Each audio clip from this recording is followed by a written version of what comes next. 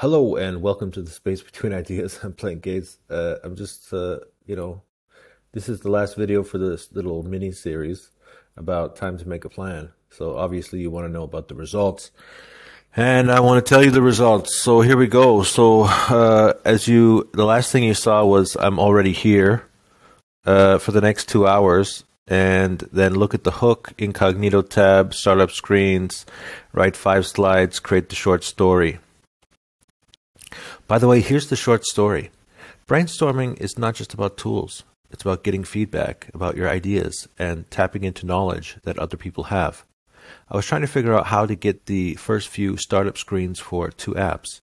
I spoke about the problem with someone. They told me about design software for designing user interfaces. I remembered that I could download an Android emulator. Seems simple enough, right? And also, if you look at the brainstorming, so I did actually make those 5 slides. So let's see. Okay, welcome, and then we're going to do a live lesson. So what do you do when you need to solve a problem but you don't know how? It's just, you got to get the other person talking. What have you done in the past when you wanted to solve a problem with a friend or group of people? Again, the other side answers. Framing an issue. Why are there frames around most paintings and pictures? That could be an interesting question. How does an artist know what to include within the frame? All right, so, solve a problem or achieve a result. How can we build frames around problems we want to solve? How can we figure out which topics are most important to include when working toward a specific goal? Wow. And then here, so the 4Ds in 4D management coaching. So this is what I teach. I call it 4D management coaching.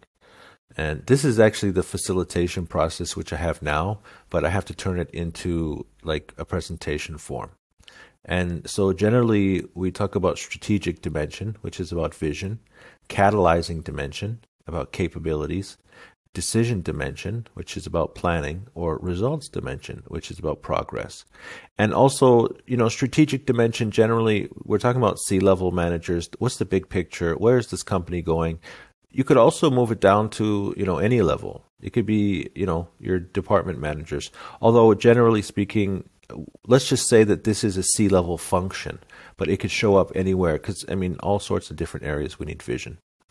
Then if you're managing like analysts, decision makers, functional managers, cross-functional managers, now we're talking about the capabilities of your team and the ability that they have to innovate.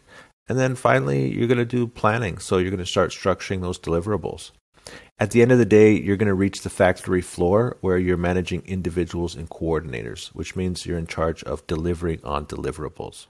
So I just kind of threw that in this first little brainstorming tool. Vision, capabilities, planning. Now, of course, as you make progress, it's going to influence the vision to some extent. It's also going to influence how you work with your capabilities. And of course, that will influence your plans. So hopefully this is onward and upward. It's a constant cycle. All right, so now you've seen the brainstorming tools. You've seen the 5 slides. You've seen the short story. Now, the next 2 hours, so if I'm stuck, I will highlight one of the items and look at the 3 columns to find a path forward. If I feel a lot of anxiety, I will. So I ended up building a table. I know it sounds crazy, but or you could pay someone to do it. I actually, this was the answer someone gave me.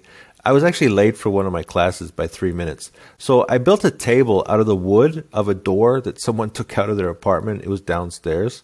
And then I put the table in the hallway. I was 3 minutes late for a lesson. Then I played some games, watched some YouTube, did some spiritual. Then I realized that I needed an Android emulator.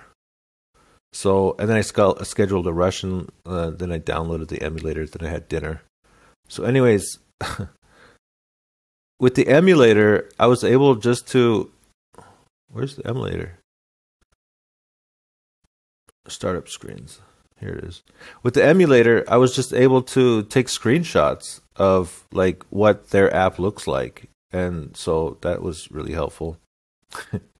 Peace.